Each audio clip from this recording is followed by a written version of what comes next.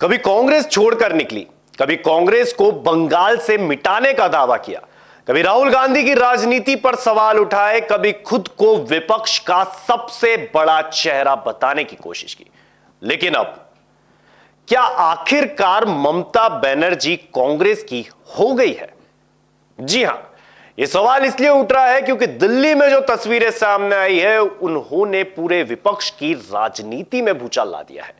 सोनिया गांधी के साथ लंबी मुलाकात, राहुल गांधी और अभिषेक बनर्जी के बीच बढ़ती नजदीकियां और पहली बार ऐसी चर्चा कि राष्ट्रीय राजनीति में कांग्रेस की अगुवाई को ममता बनर्जी स्वीकार करने को तैयार है। यानी 28 साल पहले जिस कांग्रेस का हाथ छोड़कर दीदी निकली थी, क्या अब उसी हाथ को फिर से थामने की तैयारी है?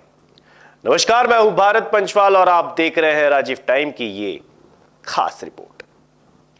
ममता बनर्जी की पूरी राजनीति कांग्रेस के खिलाफ बगावत से पैदा हुई। 1998 में उन्होंने कांग्रेस छोड़ी। कहा गया कि कांग्रेस लड़ नहीं सकती, कांग्रेस कमजोर है, कांग्रेस बंगाल में खत्म हो चुकी है। फिर तृणमूल बनी और अगले 2 दशकों में कांग्रेस का पूरा जनाधार धीरे धीरे तृणमूल में समाता गया।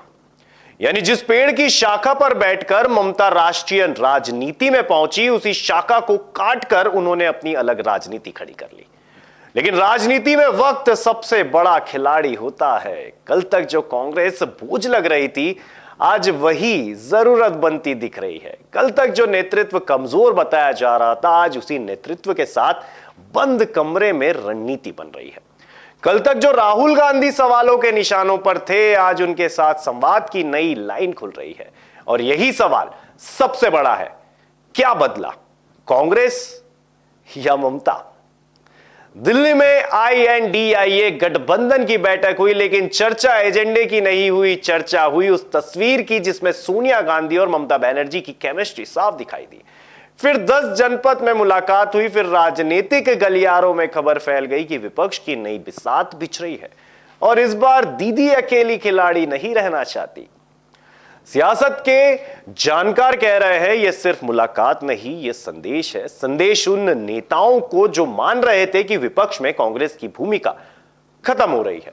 संदेश उन दलों को जो खुद को कांग्रेस का विकल्प समझ रहे थे। और सबसे बड़ा संदेश कि 2029 की लड़ाई में बिना कांग्रेस के समीकरण बनाना आसान नहीं है।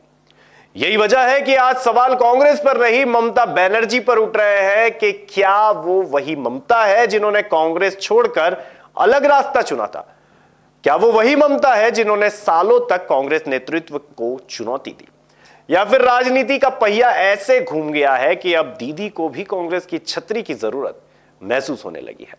कभी कांग्रेस से विद्रोह, फिर कांग्रेस का राजनीतिक नुकसान और अब कांग्रेस के साथ बढ़ती नजदीकियां। ममता बनर्जी को राजनीति पूरा चक्र पूरा करती दिखाई दे रही है।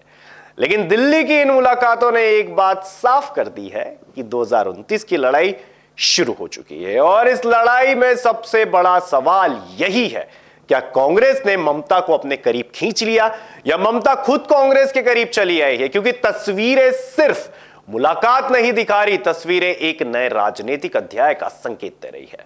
और शायद इसी वजह से आज सियासी गलियारों में एक ही चर्चा है, क्या कांग्रेस की हो गई ममता? अब आने वाले समय में देखना होगा इन अटकलों पर क्या निर्णय निकल के आते हैं। तब तक के बने रहिए राजीव टाइम के साथ। जब मुद्दे बढ़ते हैं और सुनवाई कम हो जाती है, जरूरत होती है एक ऐसी आवाज की जो सीधे जनता से जुड़े। अब हर गली हर मोहल्ला बनेगा खबर का हिस्सा, जहां उठेगा हर सवाल जनहित के मुद्दों, बेबाक अंदाज बिना किसी दबाव के, सिर्फ सच और जनता की आवाज। राजीव टाइम्स लेकर आ रहा है एक खास कार्यक्रम, जनता के बीच जनता की बात। हम आ रहे हैं आपके बीच, आपकी आवाज को बुलंद करने। देखना ना भूलें राजीव टाइम्स पर, क्योंकि अब बात होगी जनता के हक